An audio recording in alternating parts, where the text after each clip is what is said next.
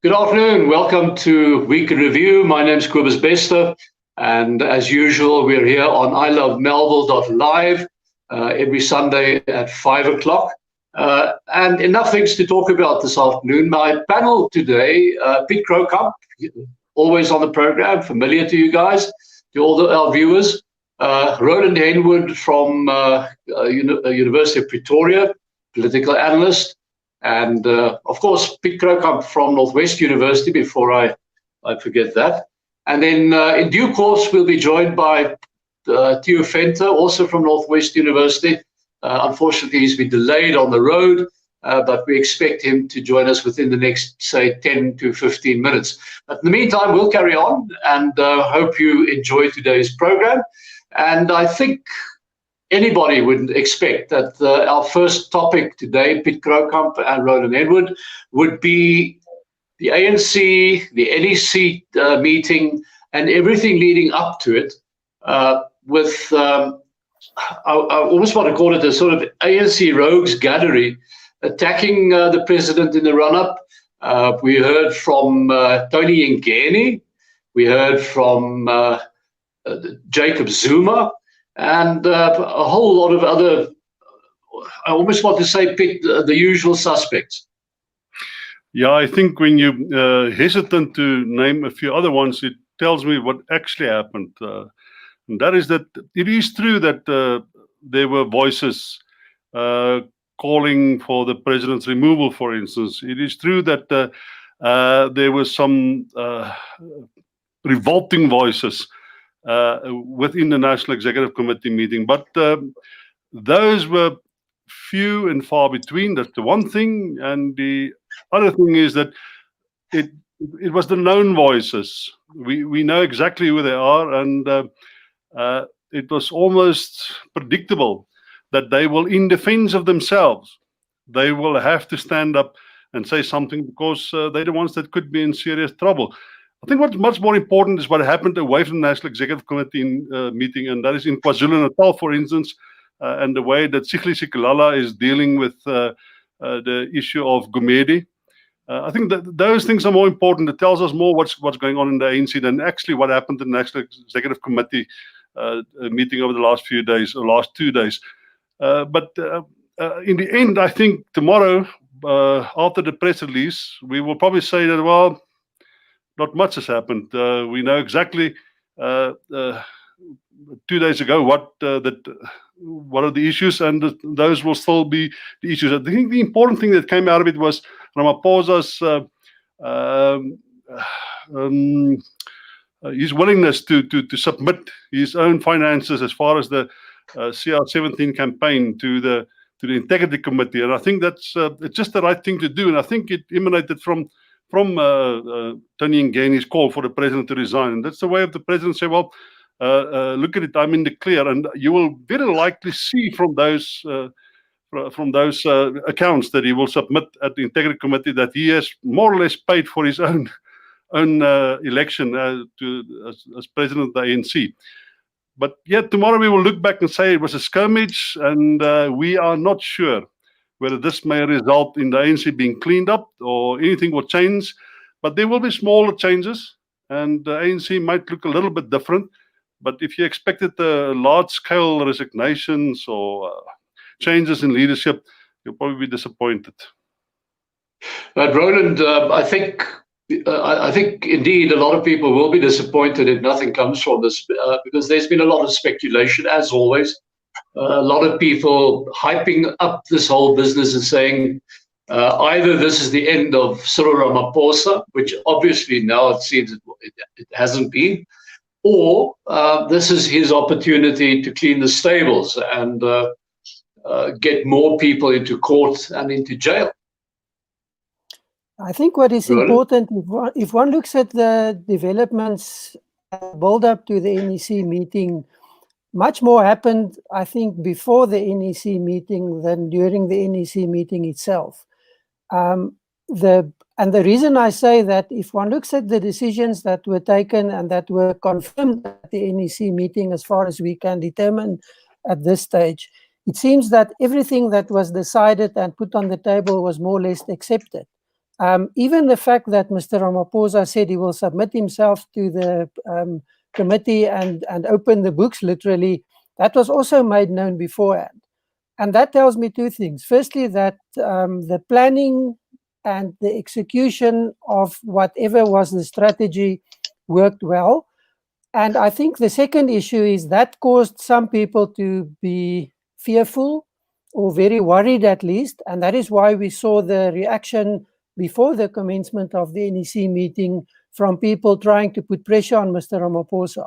So it was not the showdown that I think many thought it would be or wanted it to be. But what it shows us is that the homework was done, the preparation was done, and the decisions that were planned in terms of how we go forward with this actually worked. And there's a very important third element, and that is the KwaZulu-Natal ANC actually launched this process in terms of specific decisions that they took around two specific personalities that they asked to step down. And that makes, not for the smoke, for the showdown that many people expected, but at least it shows that there's a level of control, there's a level of planning that is actually working in the ANC. We haven't seen that being done effectively for quite a long time. So I look at this not in terms of a disappointment, if one looks at the ANC in terms of massive fights and everything, but I look at it more in the context of a process of stability and control that seems to be coming back into the way in which the affairs of the ANC is being managed. What is a possible negative or a question that still needs to be answered is, will this actually change the nature of politics in the ANC? Will this allow the leadership to come to grips with the serious problems of corruption? And that we don't know at this stage. Piet, that's a very important point, I think, that Roland makes there, and one that we've often wondered about in the recent weeks, because it must be incredibly difficult for a sitting president having to watch his back all the time against people who've already proven themselves to be people of, shall we say, lesser character. People like Tony Ngeni, who's already served time in jail. Jacob Zuma has only stayed out of jail, it seems, through the way he's been blocking and all the attempts to get him into court. How easy or how difficult does this make it for the president? And can we expect this to encourage him, the result of these meetings, to encourage him to perhaps at least get rid of one or two or three? We had a rumor that Joel Ntetenze was going to take over from Ace Magashule. I think that was probably a mischievous bit of false news sent around. But surely, somewhere along the line, Cyril has to make a plan with some of these people to make it easier to govern. Well, it's not in his hands to make a plan. So Secretary General Ace Magashule was elected by a leadership conference of the ANC, and the president can't remove him. I think the president hopes that the courts and the NPA and the Hawks will do their job. There are two ways for the president to solve this problem, or to address it at least. The one is the ANC will have to look at procurement and how they do business and how ANC members do business with the state. And unless they, in some other way, get the Auditor General to prescribe certain rules and regulations, which are then set in law, which are then vigorously enforced, the corruption will continue. You can't ask people not to be corrupt. You must make it impossible for them to be corrupt. So unless if the ANC is really serious, they will initiate new legislation or new rules of the political game to make it very difficult to be corrupt. And the second thing that they can do, of course, is if the NPA is doing its job and some of these people are actually arrested. But it's not in the president's hands to do that. He cannot call Shamila Batoy and ask her to arrest anybody. So all of these things are actually outside of his hands. What he can do is He can get his financial cluster together, economic cluster together, and they can design rules and regulations which are open to public scrutiny, which makes it impossible or very difficult to be corrupt, and then enforce those rules diligently. But that's what he can do. He can't remove Ace Magashule. Hopefully, Shamila Batoy will remove Ace Magashule. Tony Ngeni, the fact that people like him are tolerated within the ANC tells us something about the ANC. The party is not serious about corruption, and the reason why they're not serious is that there's no law which prevents Ace Magashule's children from doing business with government. It might be unethical if you want to argue like that, but even that is neither here nor there, because why is it not possible for them to do business if they're really honest businessmen? The real problem is that they provide services for which they don't have the capacity and the quality and the history of providing those services. Why are they allowed to get a 2 or 3 or 5 million rand contract or tender to provide certain stuff that they are not a supplier of? And I think that you just have to enforce new rules. Just get the rules, the regulations of the game to be enforced. Then you can get rid of people like Ace Magashule's children doing business with government.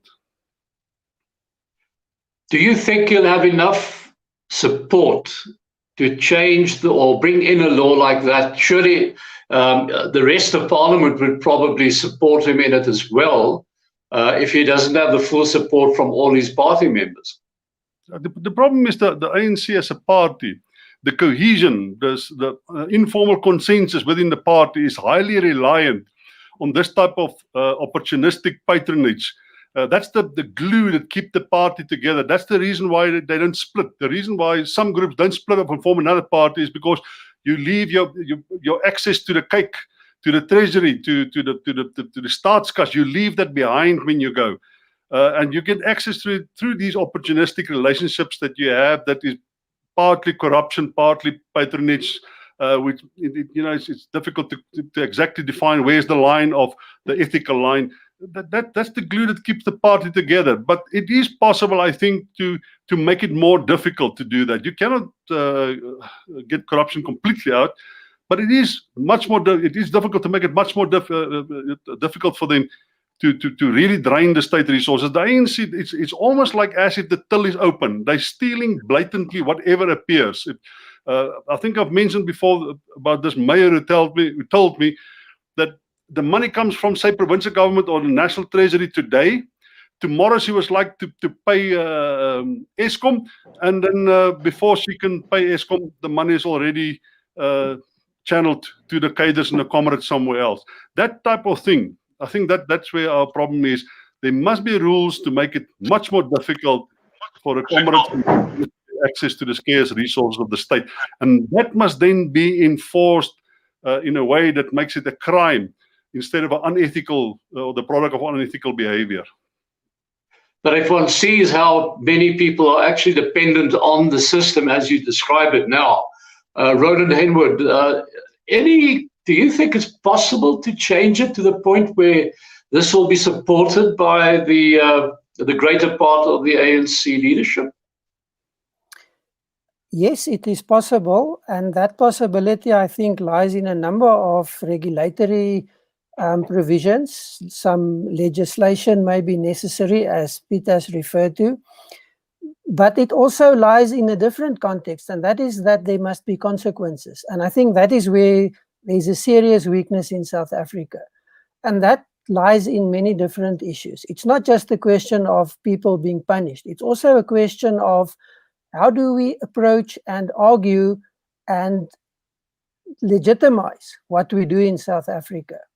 And unfortunately, there is a debate going on that is trying to delegitimize the questioning of what happens in terms of state contracts by contrasting it continuously against the history of what happened in South Africa. Now, I'm not for one moment saying forget the history and the history is not important. It's very important. But you cannot legitimize what happens now in South Africa by saying, but something else happened before. And I think that is one of the key issues. the ethical element is important, but also the philosophy of our approach to governance, the philosophy that underpins our approach to citizenship, the values that we bring into our argumentation on this is key. And we have to start looking at what happens in South Africa today in the context of today. We cannot continuously legitimize what is illegal and illegitimate by contrasting it with something that went wrong in the past. And I think that is one of the key challenges that needs to be resolved in the ANC leadership. And then following on that, the issue of consequences. If you are acting outside of the law, if you are acting in a way that is illegal and illegitimate, you have to face the consequences. We haven't seen that happening in South Africa at all. We have one or two examples of people facing the real consequences of what they have done. But that is way too far and few and far in between. We have to have more direct engagement on that level. The Roland, other element, of course, is... Roland, can I just ask you, while you're on that point, can I just ask you Yes. something? So what about the ethical problem? Because we know when it's wrong. You can make a law, and if it's wrong, you're guilty, go to jail. But what about those issues that we consider ethical issues? When, for instance, it is unethical to do it, but it's legal to do it. What about that? Well, I think important is that what is legal is not necessarily always acceptable. And that is where the element of arguing and our, let's call it our philosophy, our mindset that comes into the equation is quite important. And as I indicate, one of the key problems, and I think one of the key mistakes being made, is to continuously contrast what is happening now and comparing it to what happened in South Africa before 94. You can't do that and think you're going to get somewhere. And again, I'm not saying our history is not important, is not a key influence, but we cannot use a flawed history to legitimize unethical and illegitimate behavior. Roland, and that starts in the leadership. You're with nice footwork, you get out of my question. What exactly do we do? Because you cannot make a law against unethical behavior. And you cannot expect politicians to behave necessarily ethically, whether they're in South Africa or Britain or wherever. What do we do? Because it is possible to drain the treasury, to steal the state blind by behaving legally but unethically. How do we address the issue that people can get access opportunistically to state resources and it's only an ethical problem, it's not a legal problem? Well, you can start with changing the laws, but laws don't necessarily enforce ethics. So there's a different context in this, and that's why I start with our philosophy and our approach to arguing this. Of course, there are other elements. Part of that is going to be education, but that's a long-term approach, and we are not very successful in that in South Africa. Another element of that is going to be to open up your processes. In other words, to shine the light on what is happening and put pressure on people in that way. Another context that is going to become very important is the way in which others engage in the process. That may be civil society, it may be community leadership, it may and should also be opposition political parties. That should open up a different debate on what is happening in South Africa. And often I think this is not given enough attention. Not the kind of silly and poking fingers in each other's eyes debates that we often see in South Africa, but a proper discussion of issues. Again, that shines a light on what is happening. And then, of course, one of the last key issues that should become very important, and although it is more political, it plays back into this, is the importance of elections. And I don't think we take elections seriously enough in South Africa. All of these factors should play a role and should change the nature of the discourse, the narrative that is developing, but also the practices that we are engaging in politics in South Africa. Cobus, may I add something to this debate? Hello, Theo, and welcome. Yeah, welcome from Fitzburg. I'm far away, but I feel quite close to where you guys are. Behind you. Is there a pyramid hanging behind you? I don't know. It's my daughter. It's my daughter's house. Office. Okay, Theo. I agree with you, but I would like to add two things. The one is, if you want to change the issues that Pete queried, then of course you need political will. And you need somebody to start doing what I think they're trying to do this weekend, even if it's only a start. The second thing is, we've got the documents available to change the culture. We've got King 4, that is actually a very, very good document in terms of how to do things and how not to do things. That is, if you've got the political will to force it down. It's being forced on the private sector, and they follow suit. And then I think something that we can use that is quite easily overlooked is what I would call sunshine through the internet and through IT. We can absolutely do the supply chain management of government through a absolute transparent IT system. In other words, everybody, once a tender is public, everybody should know what goes on.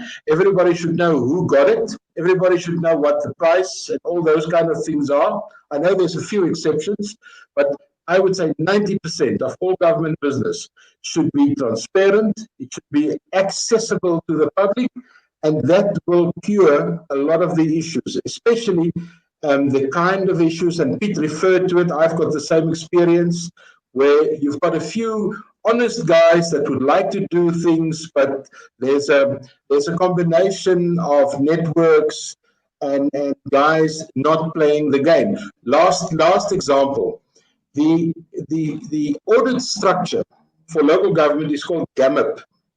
It's a change of the existing GARP rules, which is the General Accepted Auditing Practices.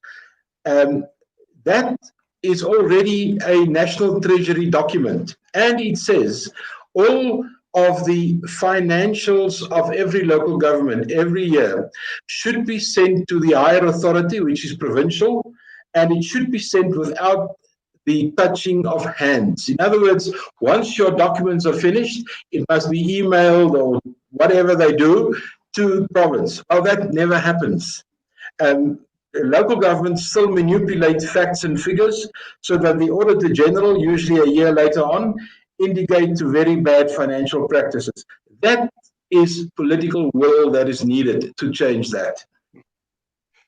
I think we'll have to call halt here. That's been an interesting discussion. Let's see what happens once the dust has been laid to rest after this weekend.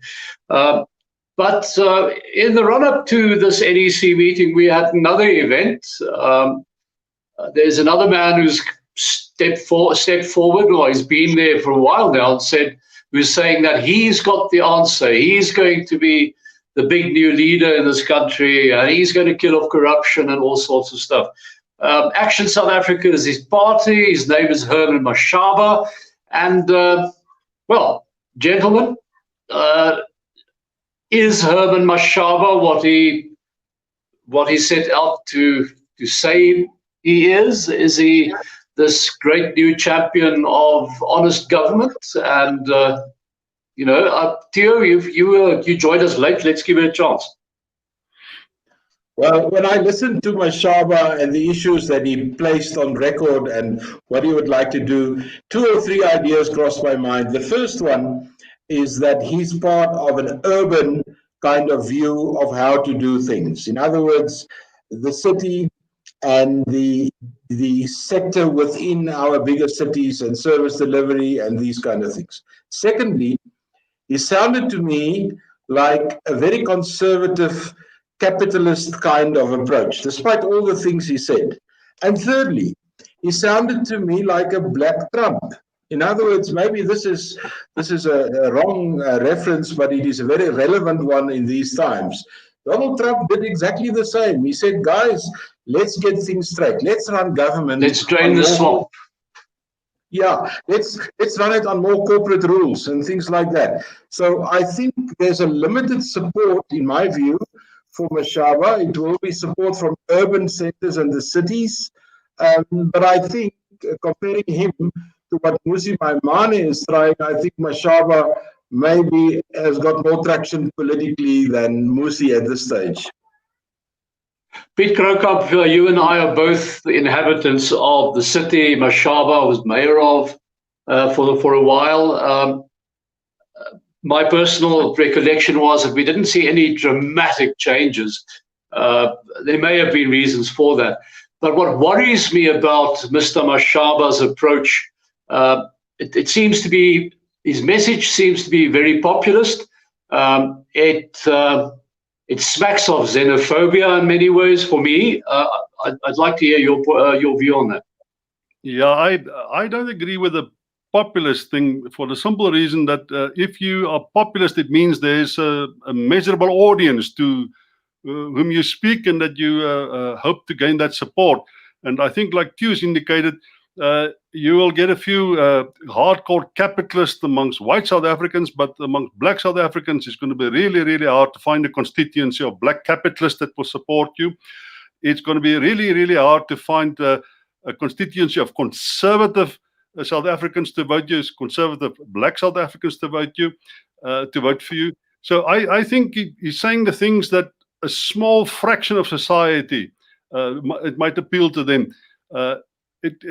I will be very surprised if I just blow my thumb now, if I can pretend that I'm Markinor.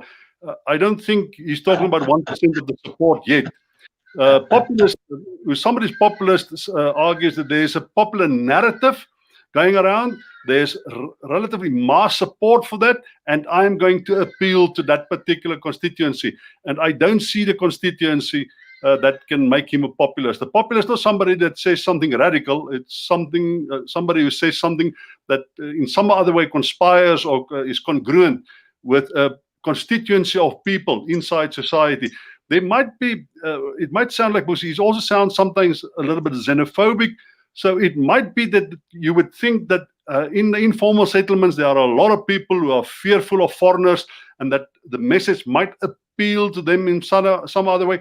But I've never seen any election or survey that has indicated that xenophobic people in South Africa is a significant constituency that will vote in terms of a particular political promise. So unless he changes some things and something radically happens, you must just remember he had a good relationship with the EFF, and that relationship originated in the house of Winnie Mandela. So it's a form of political schizophrenia. You are not exactly sure where his ideology is going. I'll be surprised if something comes from Herman Mashaba. I'll be very surprised. Roland Henwood? Yeah, I think what one looks at is a list of issues that are serious issues, and they are important issues to many South Africans, but they are not issues that you find necessarily in a select group of people that is outside of everything else. We find the same issues within the ANC, we find the same issues within COSATU, we find the same issues in other political parties. And I think the key question here is, what is different in terms of what Mr. Mashaba and Action South Africa is going to provide compared to what other political parties and other political leaders are trying to achieve, or at least are talking about? If you want to build your future only on the fact that people are disillusioned or are dissatisfied, that is a short-term approach to politics. We have seen that in the past. It doesn't really work. I think another big challenge is that we've had a host of new political parties joining the scene in the last 20 years. Not all of them have been very successful. You can actually say that none of them have been that successful. They haven't changed the nature of politics in South Africa. And that is another point that one would have to look at. Is this something that is a game changer in our politics? On first read and first indications, probably not. But yeah, we'll have to wait and see what happens and how the process plays out. Cobus, maybe the last point on Mashaba, I think since we are waiting for the legislation on representation in Parliament to change within the next 2 years, he may just build himself a platform to be one of the first politicians to go to Parliament as an individually elected politician and not through a political party. Maybe that's the way out for him.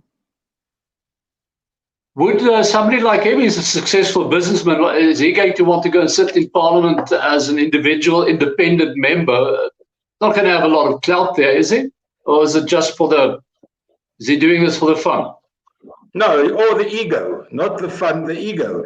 Remember, politicians, Pete said a few things about politicians, and the one thing he didn't mention was ego. Much of these things are driven by ego and not by fun or by one or other form of patriotism. But is he still a businessman? Is he still a businessman? What is he doing? We know what Donald Trump is doing, and we know what you know. Farage. Yeah, but what I think his company's still going. He was the originator and the owner of a company called Black Like Me, if I remember correctly. All sorts of cosmetic stuff and so on being produced. And I think that's still his company. I don't think he's stepped back from that yet. But interesting question that, Pete, because I think I'll follow up on that. Let's see what he's doing. But let's step over to another minister, another political leader, and that's Mr. Bheki Cele.